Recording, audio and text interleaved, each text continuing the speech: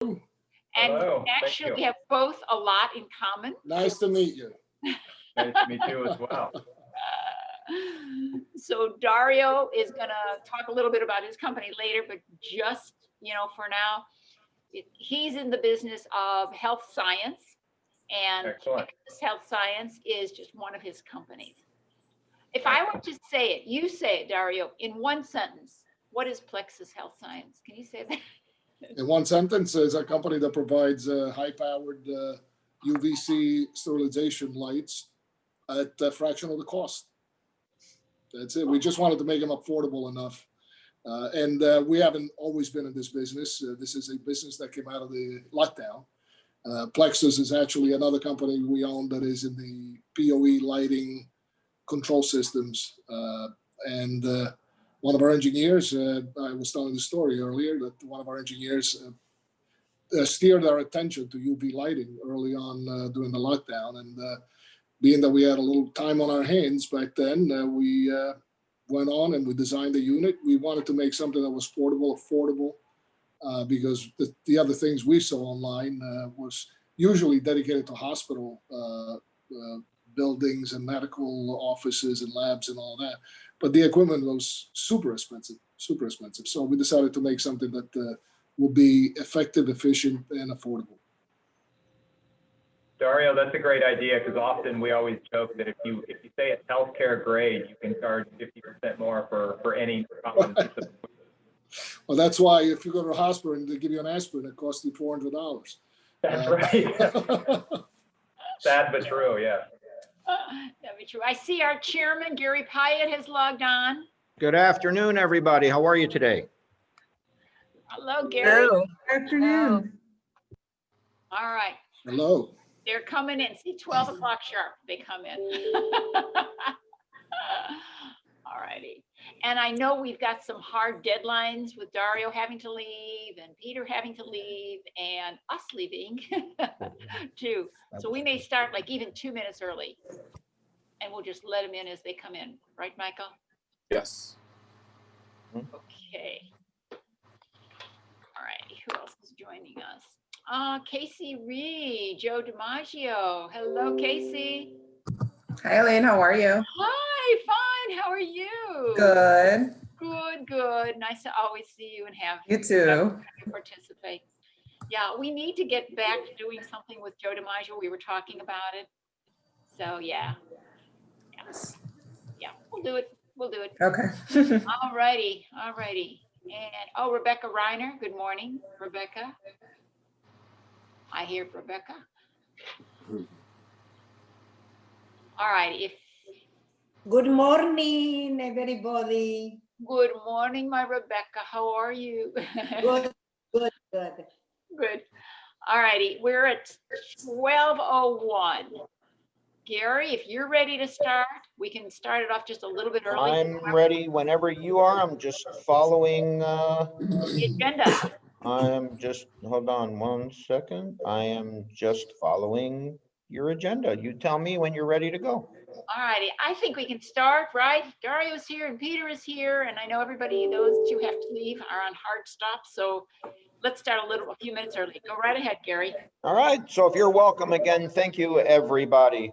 My name is Gary Pyatt. I am the AMC chairman. I am also the president and owner of Association First, which is a consulting and project management company, as well as a consultant here in Dade and Broward County for Campbell Property Management. First of all, we'd like to start the gentleman that left us all in today, and that is Michael Stern, our infamous Zoom administrator. So thank you again, Michael, for handling all of this, and I'm sure you'll outline some rules on the chat room and things like that in a couple of minutes. But that being said, more so than ever, gentlemen and ladies, we're looking to take better care of our health. Our Memorial Healthcare System, who's been a tremendous partner of ours, is one of the leading providers in helping us and everybody here in many different ways. And that's why it's so appropriate that Memorial Regional Hospital and Plexus Health Science are partnering to be with us today for our meeting. As I said, our sponsor today is Plexus. It's also all about good health with Plexus, as we'll hear in a couple of minutes. First of all, I didn't see him on unless I missed him, but Senator Ron Silver, is he on, Elaine? No.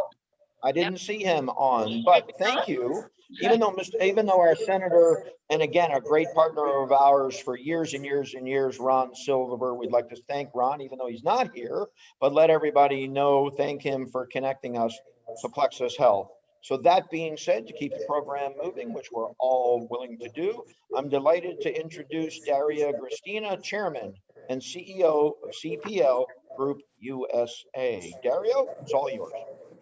Well, thank you very much. I appreciate the introduction, and I'm glad to be here, glad to be part of this group and this meeting, and pleasure to meet you all. We strive to provide inexpensive and available solutions to help sterilize spaces, whether indoor, small areas or larger areas.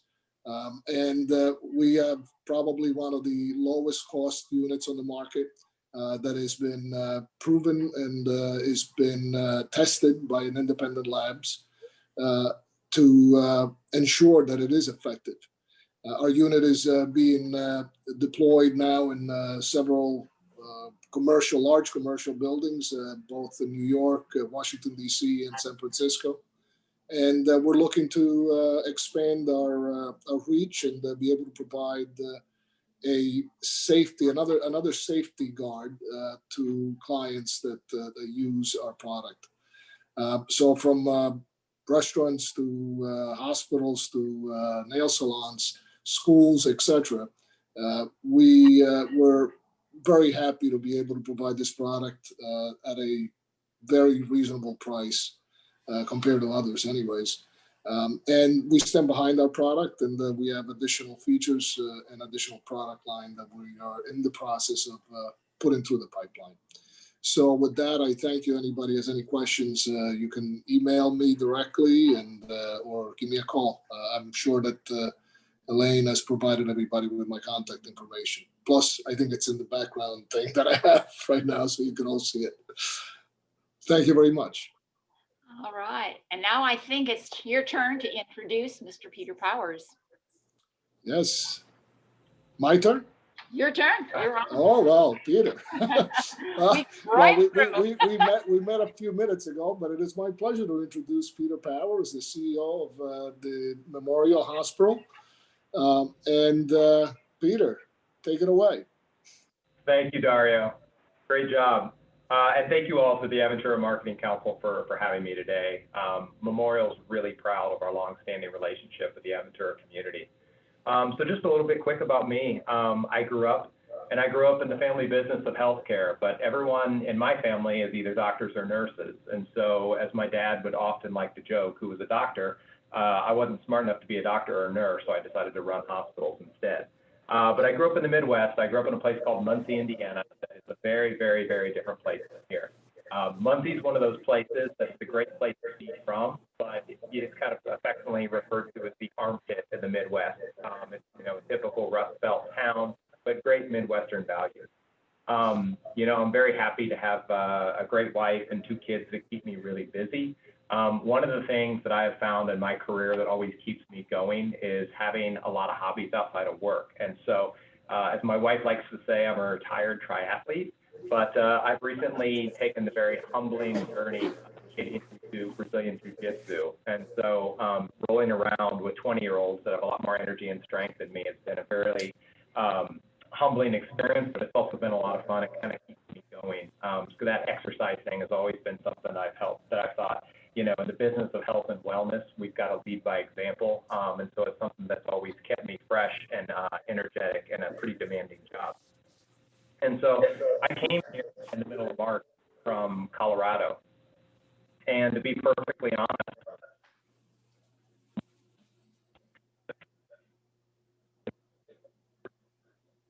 I remember telling the recruiter who told me about Memorial that if half of what the person told me is true, then I probably should take a deeper look.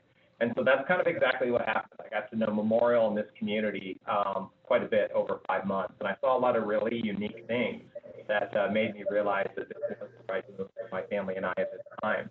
And so my wife and I left Colorado in the middle of March, and we realized that flying was a pretty risky proposition, so we ended up driving across the country with 2 kids, 2 dogs, 3 days, 30 hours, but it was a great family experience.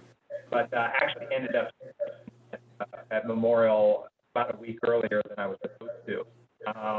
We were obviously in the height of the first surge of the pandemic, and I just felt like I needed to be there. And so it's been a great transition. It's been an odd one, needless to say, but it's been a great one. You know, we've learned some really good lessons, and I think we're starting to see a little bit of a surge again here in South Florida. However, there's no question that we know how to manage these patients better. You know, we have one of the things I'm most proud of is the work that we've done in the community. And I think it's very important for us as a hospital to realize that our work goes far beyond the walls of the hospital. And so one of our most vulnerable populations is, of course, our assisted living facilities. And those have the expertise, and they certainly don't have the personal perspective. And so early on, we realized that those places were a huge area of vulnerability for us, because if they get overwhelmed, that means we're going to get overwhelmed. And so we were able to send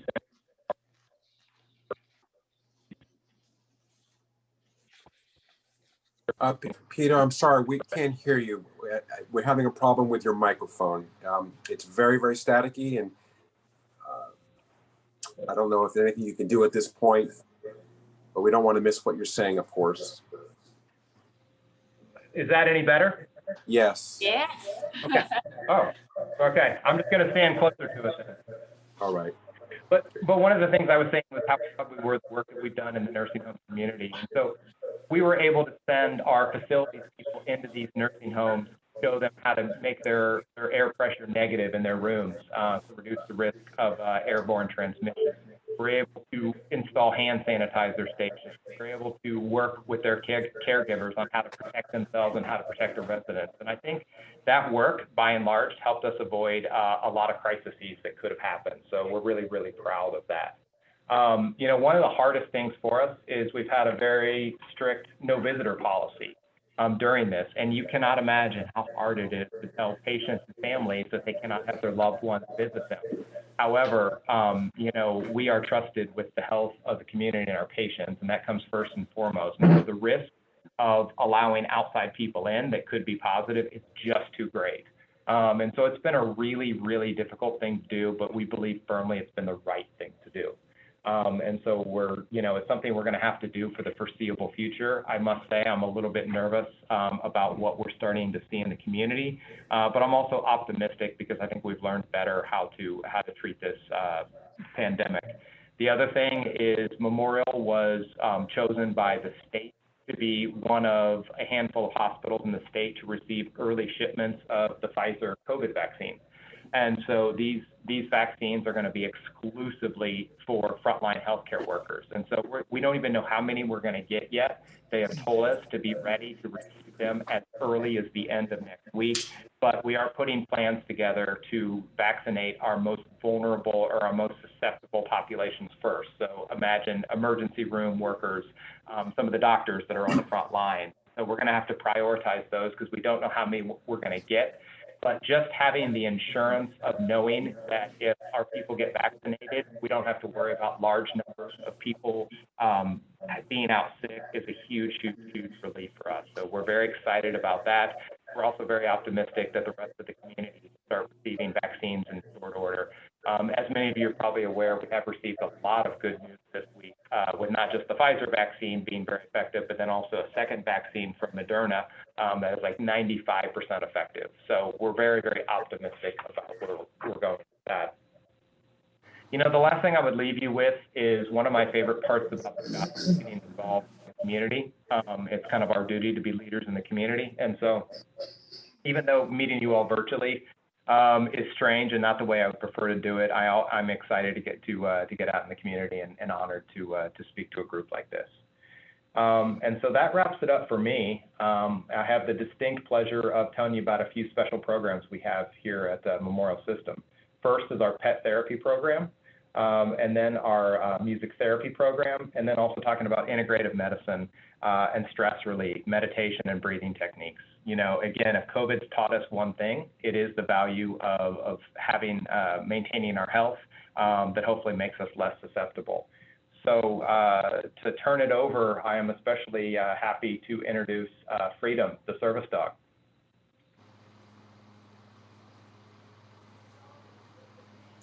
Hi, I'm Shannon. I'm the child life manager at Joe DiMaggio. Can you guys hear me well? Yes. Yes. Yes. Okay. And this is Lauren, another one of the child life specialists. And this is our beloved Freedom. Hi. Freedom is our therapy dog. So here at Joe DiMaggio, we have a pet therapy program. Freedom is here Monday through Friday from about 9 a.m. until 4. So he is available for consult for any of our patients, whether they're staying overnight or just having an outpatient surgery or procedure. We have a bark line. The number is 65-BARK, and the kids or the staff, they can call into the bark line and request a visit from Freedom. And Lauren and myself and the rest of the pet therapy handler team, we check the voicemails, and then we go throughout the day to visit the various areas of kids that want to have a visit from Freedom. So we did have Nutmeg, who was a female, and this is now we have Freedom, who's a male. So I get a little confused with the gender sometimes. But he does everything from visiting the kids and pre-op, getting in their bed with them and letting them pet them before they have surgery to help reduce their anxieties. And not just the kids, the parents too, because the parents, as we've seen, tend to have sometimes more anxiety. So the dog does really well, or Freedom does really well with the parents and kids.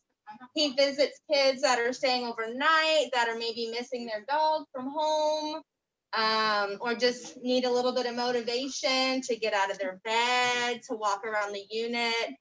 We do have kids that have surgery. So in particular, our appendectomies and open heart surgery, sometimes they have to get up, not sometimes, but they have to get up and walk around after surgery, and they can be hesitant because they're scared it's going to hurt or be painful. So they'll put in a consult for Freedom, and he will motivate them to get up out of their bed and walk, and they can help hold the leash. So they hold a leash and we hold a leash, and they walk him around the floor to encourage ambulating and, you know, helps with quicker recovery from surgery. So there's a lot of great benefits to having not only a pet therapy program, but a full-time dog. So some hospitals may have volunteer dogs that come occasionally, but we actually, Freedom is a full-time employee. So he is here whenever the kids need, Monday through Friday from about 9 to 4 for a visit, for a motivation to walk, for a little pick-me-up, just for some fun. He likes to play with his little stuffed animals and play tug. I don't know. He's not really that into fetch. He doesn't like fetch too much, right? He does love his stuffed animals. Yeah, he loves his little stuffed animals. So we do have to be careful when he goes in to visit the kids if they have little stuffed animals in their beds. Did I leave anything out? No. And all the staff that work with Freedom do have to have an extensive training. So we, Lauren and myself, went through a week-long 40-hour training to get trained on how to work with Freedom, just to establish that relationship and rapport, but as well as learn the different commands. So these dogs know, I think, about 80 different commands. So there's a lot of different commands that they know. We typically only use maybe 10 or 12 regularly with them, like sit, stand, down for lay down, paw. So there's only certain ones that we use on a daily basis, but they do learn 80 different commands throughout their training before they come to us. Let's see, we do have parties. So our Freedom, outside of our pandemic that we're in, we usually have big birthday parties for them. So we host them we have an atrium area here in the hospital. And so we get cupcakes and doggy treats, and we invite the kids. and the kids come and they bring the dog gifts and they make cards for them. And so we have a huge celebration for their birthdays. And really it's for them, but mainly for the kids, because the kids just love these dogs so much that they want to celebrate any moment they can with them. So they write letters to the dogs and give them gifts like little balls or bones or even little stuffed animals to play with. So the kids really and truly love these dogs, and they'll do parent callbacks to families after they've been discharged, whether it's from surgery or for staying overnight, and they always mention, oh, we love Nutmeg or Freedom. We love the therapy dogs. It really helped reduce our stress and anxieties. So they really, kids that have had surgery or been here before, when they come back, they specifically request a visit. Is that Freedom? And he listens pretty well. Do you guys have any questions for us or for Freedom? How long does it take to train Freedom? I'm sorry, what did you say? Yeah, how long does it take to train him? Is it something that's pretty quick, or do you have to go through a lot of training, because obviously, it's very special what he does? Yeah, so he came from a program where they're trained from the time they're born until they're 2 years old. So we got him a little before 2 years old, but they're trained for basically 2 years. So it's very extensive training. Gotcha. Is there anything that you can have Freedom do for us to show, I don't know, any tricks or turning a light on or Yes, off? let's see how well he listens. Sit. Oh, he's bowing for you. Right, sit. Huh? Yes, good boy. Huh? Yes, good boy. Down. Yeah. Show me belly. Yes, good boy. So those are just a few of the tricks that we do. It's not really considered tricks. It's more commands. But so the sit, the paw, and then you say down, he lays down. You say show me belly, and he lays on his side like this, so the kids can rub his belly. And so those are probably the 5 majority ones that we use every day. But if you're walking through a doorway and there's a button that you press to open the door, if you say up and push, they can put up their paws, push the button, and open the door. Very nice. So that's Wonderful. kind of one of my favorite ones. Does anybody else have any questions? Shannon, how many pet therapy dogs do we have here at Memorial? Each hospital has a therapy dog, so I want to say there's 6 or 7 of them, because each hospital has a dog. Each memorial facility has a dog. I don't remember all their names, but I know there's Freedom, Pumpkin. There was Nutmeg, who retired, who was here. Gail, Mason, Partridge, Alan. So yeah, there's like 6 or 7 dogs, and they're just like Freedom. They're full time. I don't know during the pandemic how much they're involved in the adult hospitals right now. But outside of the pandemic, they're just like Freedom. They're here Monday through Friday. And are they all golden retrievers, or are there other breeds of dogs? Yes, they're all golden retrievers. Right. Anybody else have any questions? Yes. Yeah. Does Freedom turn lights off and on? If it has us. I'm sorry, what? Does Freedom can he turn lights off and on? If it's a button that you press, yes. So if you say up and push and you point to the area where he can push, then yes, he can do it. If it's a switch, you have to flip up and down. I don't believe they know how to do that. He might be able to turn it on by pushing it up, but pulling it down might be challenging. But if it's a button, yes, he can do it. Very good. Is it Amy? Amy, I don't know if you raised your hand by accident or on purpose. Amy, Abel? No, I had a quick question. How are you? Oh. My name's Amy Abel. I'm with Plexus. I just was wondering, when you said the dogs work full-time or Freedom works full-time, do they live at the hospital, or do they have a caretaker that they go home with? That is a very good question. So yes, there is a caretaker, and they call her the home handler. So that's who Freedom lives with. She's a nurse that works here in the hospital. So the home handler does not see patients typically in the hospital with them regularly because they want them to be able to know the difference of like, this is my home handler and Right. you guys are my handlers. She may occasionally see them, but she's not set. Like, we all have a schedule every day of what time we take him to see kids. So she is separate from that, and he lives with her. So she drops him off every morning and picks him up every afternoon. And we have kind of two central locations. So actually in my office here inside of our Family Resource Center, we have a doggy bed with his stuffed animals, a water bowl. So he does have like a home-like area in the hospital where he stays and rests and take naps when he's not working. Thank you. Very cool. Anybody else? Well, that was very nice. Thank you very much for sharing. That's looks like a lovely dog, and we appreciate the time. Well, thank you so much for allowing us to do this. Come, let's say bye. Come on. There we go. Say bye-bye. Bye-bye. Bye. All right. Thanks, guys. Bye. Thank you.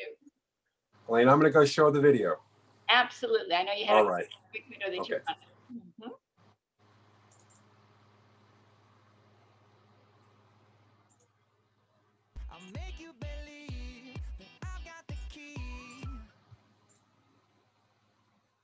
To stop the spread of flu this year especially, Memorial Healthcare System encourages you and your family members over 6 months old to get a flu shot and take these 6 simple actions. Avoid close contact with people who are sick. Cover your cough and sneezes. Avoid touching your eyes, nose, and mouth. Disinfect surfaces and objects. Wash your hands often. And take flu antiviral drugs if your doctor prescribes them. Learn more at mhs.net/flu. All right. And I believe we have another video coming up. Let me just get. Okay. Are we ready for our memorial singers? Yes. All right, let's do that. Yes, please.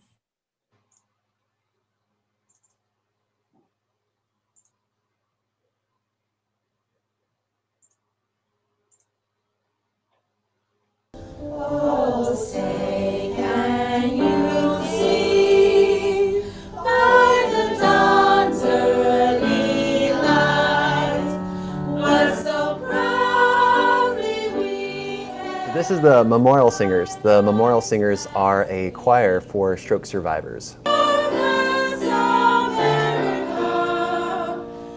Music can be the key that unlocks words, and so you're basically engaging an injured brain and retraining the brain using music. And what we have is a group who have experienced life with strokes. Maybe they're caregivers, maybe they've had a stroke themselves. And the choir slogan is that everyone is welcome. And it's not just for those with expressive aphasia, but anyone. We just opened it up because we didn't want to put any limits to what this group could be. During my initial stroke journey, when I was recovering from aphasia, I had retrained my voice to be able to sing as a coloratura soprano, which is what I was before I had my stroke. And so when they started to talk about singing at Memorial, then it was, of course, of interest to me. I'm a choir member because I love singing, I love music. And as a caregiver, I had 2 maternal grandmothers, great-grandmother and grandmother on my mother's side, that both died from stroke-related injuries. And I work with stroke patients here. I had patients before who actually were affected that could not talk, but when I played music for them, they could actually sing a song. You need a place to be able to explore. You need a place to be able to express yourself. You need a place to come together to feel like you belong somewhere. Hold on to that feeling. Maybe when we do some of the exercises, it allows my voice to relax. Okay, it's something that we need to do before we start singing. So it's helpful. Sometimes some songs could be tongue twisters for us aphasic people. So it's like, oh my God, my brain is not getting it, you know, but it's okay. We just pull through and it eventually get it, so.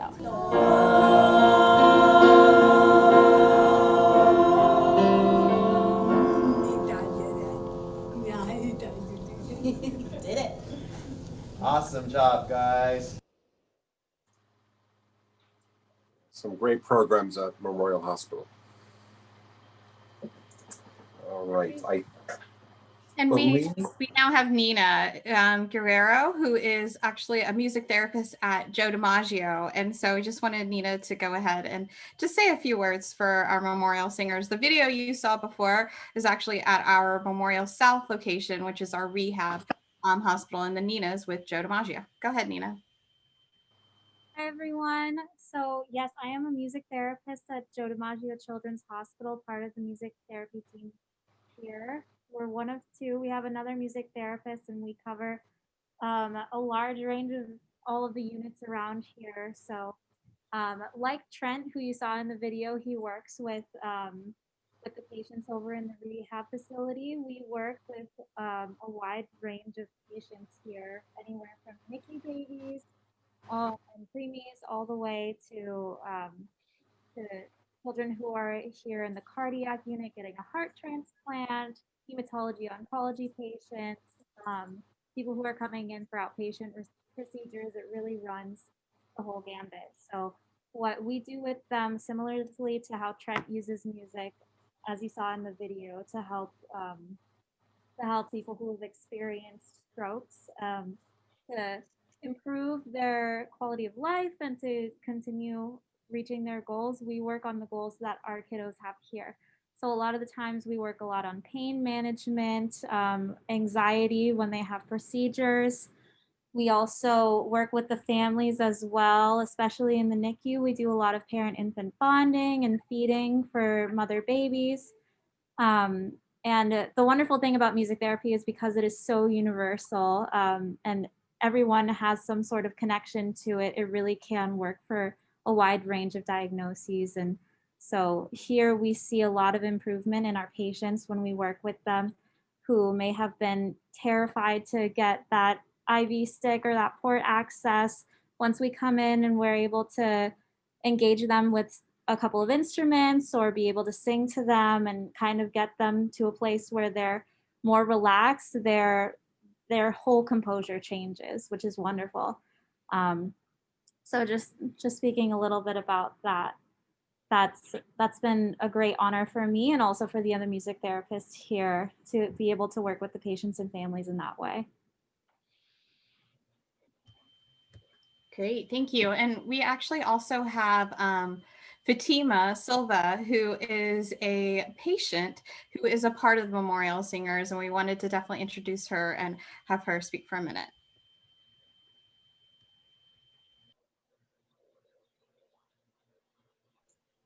Hello, my name is Fatima. Can everyone hear me? Okay, good. Again, my name is Fatima. I am a stroke survivor. The stroke resulted in left-sided weakness and aphasia. I am also a soprano coloratura in the opera world. Music therapy had definitely a major impact on my neurological stroke recovery, and that it helped me to have better control over my facial muscles, which I need for speech. It also helped me find my words easier when it came down to the aphasia. So it really assisted and facilitated that for me, in addition to helping me pronounce and enunciate words much more clearly, rather than having the slurred speech. It helped me also to regain my ability to sing bel canto, which is the technique that opera singers use. And it also decreased anxiety and frustration secondary to the loss of function as a result of my stroke. That helped my overall mood in that it helped me to stay focused and motivated to reach my neurological recovery goals. So I'm really thankful for music therapy. I'm thankful for the program that Memorial has. It is definitely impactful and a positive way to help us stroke survivors.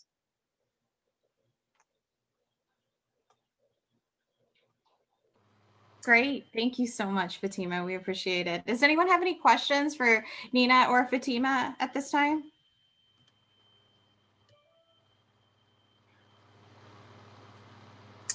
Yep. All right. Well, we are ready to move on then to the next part of the program. So Dr. Kumar is supposed to be logging on any moment now, but before he logs on, we do have a video to show. Elaine, correct? Go forward with the video.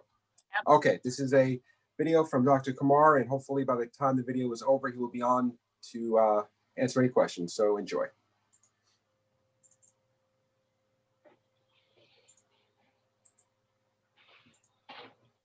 Good afternoon. I'm Dr. Kumar. I'm one of the psychologists at the Memorial Cancer Institute with Memorial Healthcare System.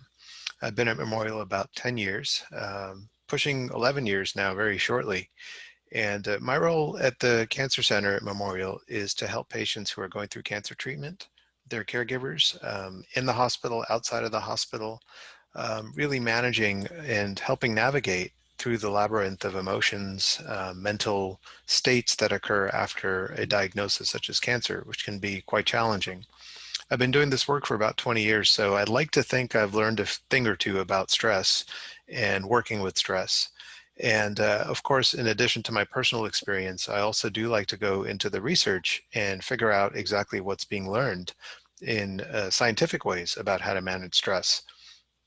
So I like to think that the past 20 years of my career have hopefully somewhat prepared me for 2020 and all the surprises that it's brought so far. It's been a very challenging year. It's a very challenging decade condensed into a year. And I think we've all learned different aspects about ourselves and about stress and stress management, what works, what doesn't work. There's a few things that are in the science and that also are backed up by my own professional personal experience, pretty consistent about how human beings behave and the effect that stress has on all of us. First of all, I would like to dispel the notion that stress means there's something wrong with us or that we're somehow broken because we're stressed out. Stress is a very natural part of our life. Stress is our survival instincts. In fact, I think it's safe to say if our ancestors weren't really good at stress, none of us would be here. Stress is also sometimes referred to as the fight or flight response, which is what got our ancestors out of danger just in time for them to survive and eventually lead to us being around and existing. So it's hard to kind of say that fight or flight is something that's really bad for you when it's the reason that we're able to be alive today. So I think what's a probably better way to think of it is balance. Is the fight or flight, is the stress response that we're experiencing a healthy expression of this very natural survival instinct?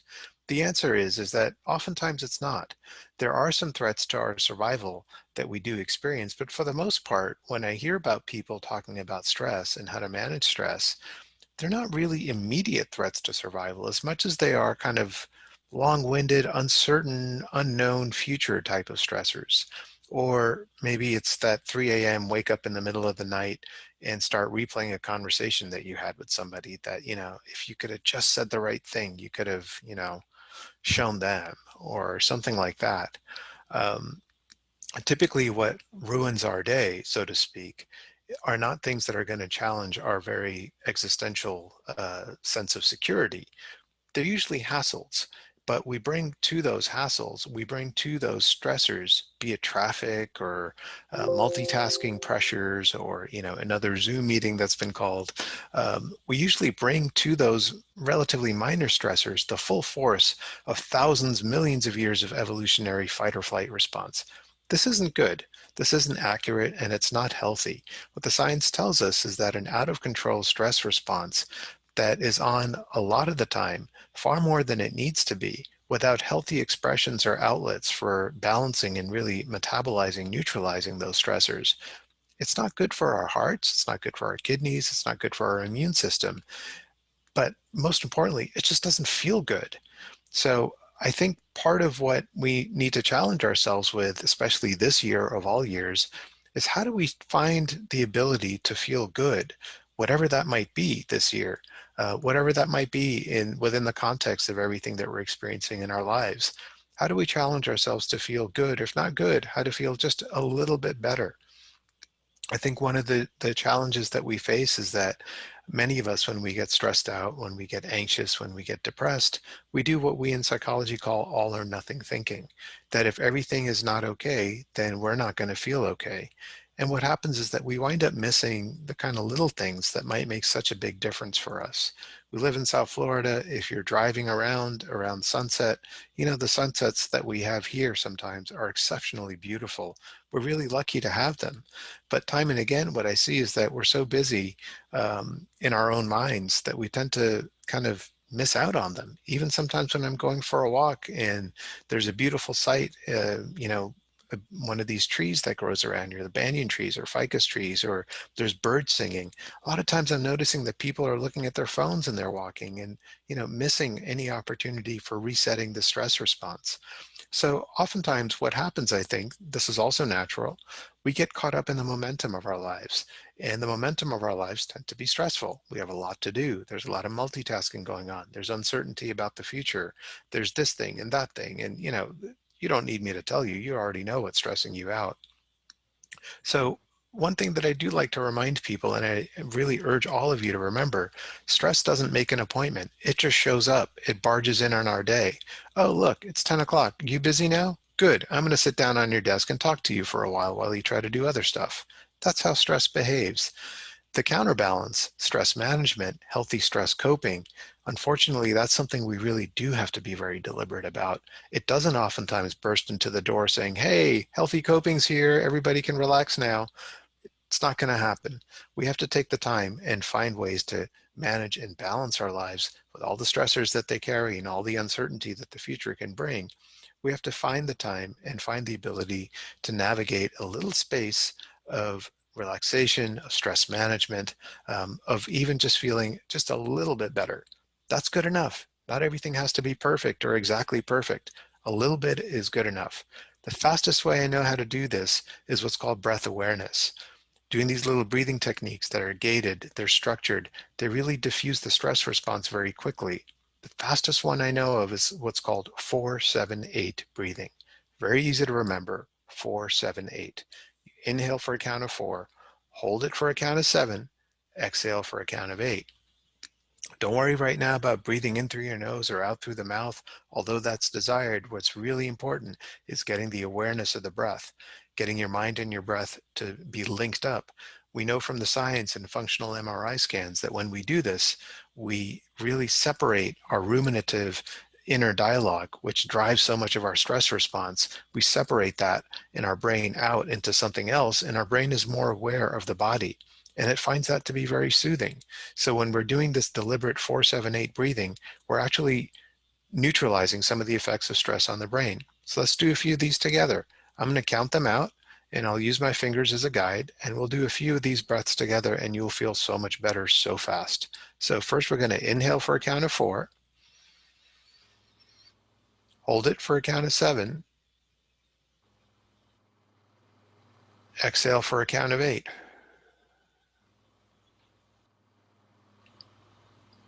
And repeat. Inhale for a count of 4. Hold it for a count of 7. Exhale for a count of 8. And one more time. Hold it. Exhale.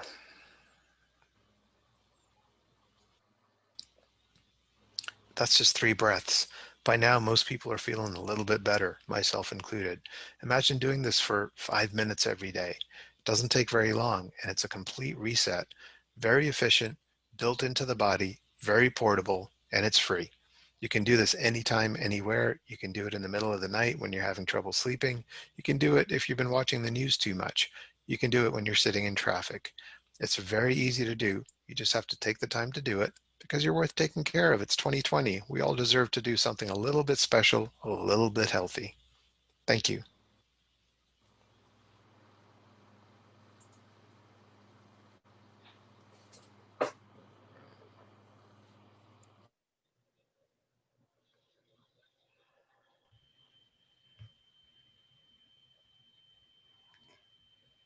Great, thank you. Dr. I just was texting back and forth, Dr. Kumar. He actually had another session prior to this. He did say he was jumping on in a moment, so hopefully he can. But I just wanted to see if anyone else had any questions in regards to any of our programs here at Memorial. Oh, yes. Yes, can you hear me? I can. Okay, great. Well, first of all, with Dr. Kumar, his voice alone, I felt like I was being hypnotized. So calming. I think that man could have told me, would you just please walk off this big high ledge? And I'd say, why, certainly, Dr. Kumar. So I think that's going a long way. And I think what he has given us as this amazing opportunity to de-stress free anytime we want is so valuable. So thank you so much. Nirupa, thank you for making sure that Dr. Kumar was on. Of course, we're really happy. And it's something that we're extremely proud of, to be able to have something that we can offer to our patients and as well to our community. Dr. Kumar has been doing different meditations that he's been offering to our employees, especially in this time of need. There's a lot of stress going on within our hospitals with this pandemic. So every week he does a meditation for all of our staff. He also has different retreats where he does them for a few hours and really trains and helps with different types of meditation as well. He does actually a silent meditation, which I found to be where I thought would be a little bit harder to do because my mind doesn't stop. I feel like it keeps going and going and going, but by really focusing on what he's talking about, it allows you really to kind of allow your mind to take that break, which I think is such an important thing for all of us to be able to do now, especially. Right. Thank you. Michael, are you back? I'm here. I lost my connection with my camera, but I'm here. Okay, very good. All righty. You want to let's see if Gary is back. Gary, I know Gary had to leave too for hard call. All righty. Then unless there are any other questions. Gary's here. Oh, hi, Gary. Sorry, okay. I was listening and I muted myself so I wouldn't make any noise when I'm in the conference room and I couldn't get unmuted. So I'm here. All right. I guess we're ready to close up. Well, we actually, Dr. Kumar is just now joining us. There he is. I see him. He's right on time. Wonderful. Up. Where's Dr. Kumar? Elaine, would you mind? I just wanted to say congratulations on, and thank you for having me on. I work with Plexus as well. Hi. And I just wanted to say congratulations on the COVID, vaccine. That's huge news. So, and everything that I saw here today, I learned a lot about the hospital and all that you offer, and it's amazing. So congrats to everybody. Thank you. Yep. Thank you. Thank you so much, Megan. Thank you. And Dr. Kumar, I just wanted, we're about ready to end out, but I just wanted to make sure that since you're live, thank you so much for taking the time. And just, if you wanted to say a couple words, we did just watch your video and did the breathing techniques. And, super. And Elaine was just also commenting on how great and soothing your voice is as well. Okay, super. I have 2 teenagers. They don't always agree with that, but it's always good to hear that. Thank you. That's right. So let me ask you this, because I am a patient over there at the Memorial Cancer Institute, and I would have loved to see you there.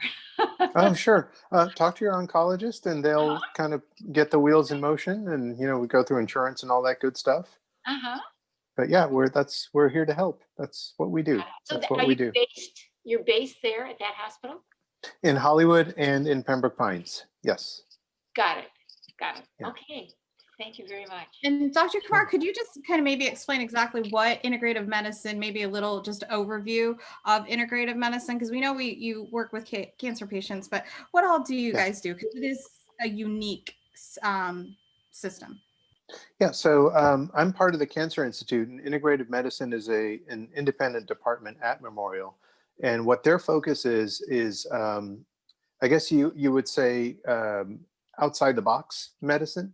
So the kind of stuff that I think most people are interested in, what can I do to help me feel better? What can I do to stay healthy or to recover faster? I mean, I think these days, 2020, this year, you open up any headline and it's like, you know, this vitamin or that thing, boost your immune system, this and that.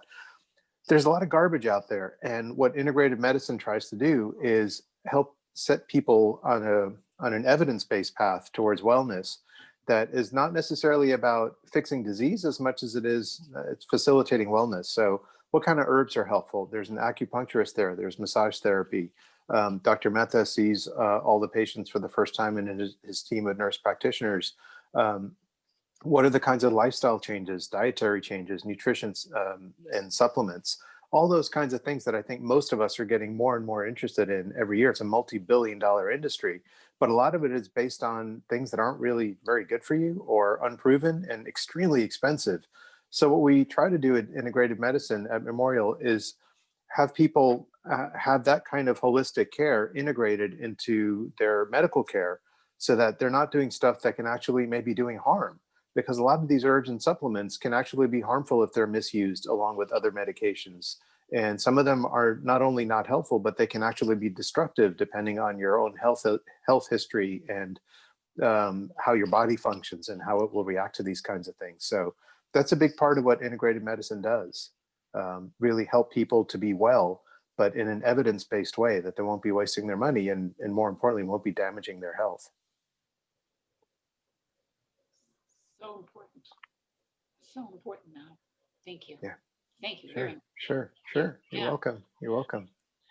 So we just have to call you. Sorry.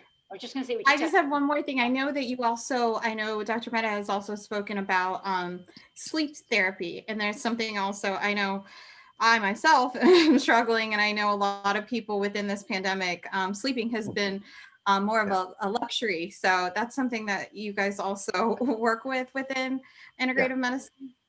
Yes, as well? yes. His specialty is really on sleep, and sleep is sort of I think it reveals everything. I think 2020 has revealed so much also, but sleep is, well, it's really important. Not getting it is a form of torture. It's banned by the Geneva Convention, sleep deprivation. So one thing that I will say about this year, as a healthcare provider, we're spending so much time on screens doing telehealth and things like that, and Zoom meetings and all of those kinds of things. We've known for years that having a screen in your bedroom is associated with poor quality sleep. So that's kind of the first thing that I encourage everybody who has a sleep issue to do is get rid of the screen, ditch the screen for an hour at bedtime, good old fashioned book, a warm bath, Epsom salts. The breathing technique that we practiced is extremely effective for helping you sleep. When you do it in the morning or in the daytime, it's meditation. When you do it at night and you're in bed and you haven't spent the day in bed and you're not watching TV and you're not watching the news or flipping through your iPad or whatever it is, it's very effective in calming the body and getting it into a state of restorative sleep. So again, one thing, if I can say real quick about sleep, is that the myth of sleeping 8 hours solid through the night is a myth. If you wake up, and most of us start waking up as we get older, we start waking up once or twice every night, you fall back asleep. The best indicator of a good night's sleep is how you feel in the morning. If you feel rested, you're good to go. It was a good night's sleep. If you slept for 10 hours and you feel horrible, it probably wasn't a good night's sleep. It probably wasn't restorative. So there's things that we can do with integrated medicine, review sleep hygiene techniques, also maybe some sleep studies, figure out what's in the way of getting that restorative sleep.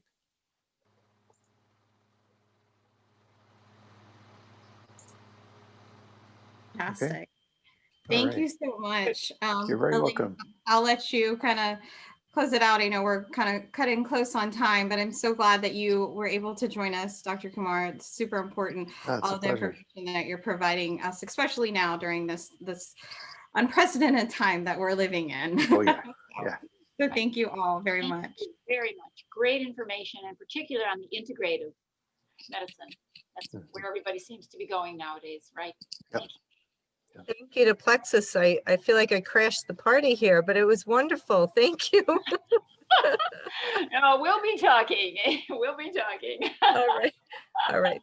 Thank you, everybody. Take care. Thank you.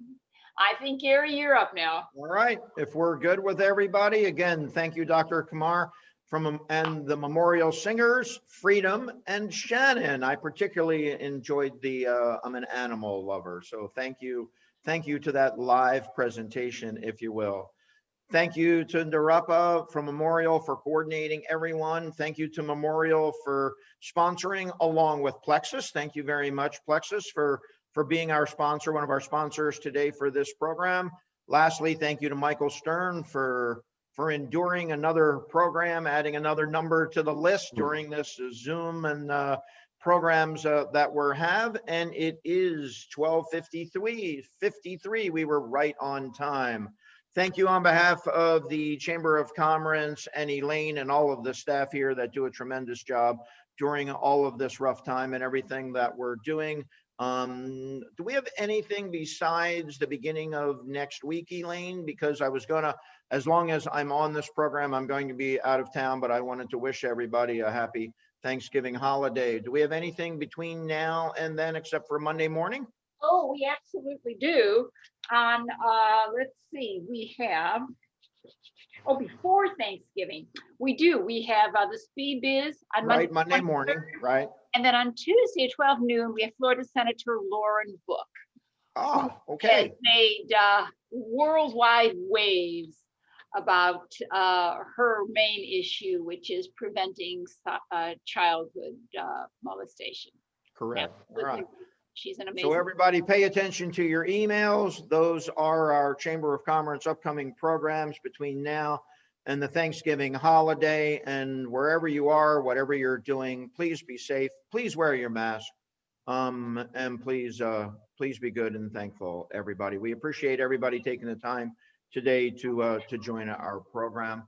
Have a great day, everybody. Thank you. Bye-bye. Thank you. Bye, Bye-bye. all. Bye-bye. Bye, all. Bye-bye. Bye. Thank you. That was Fatima. Nice to see you. Elaine, Congratulations. Elaine. Yes.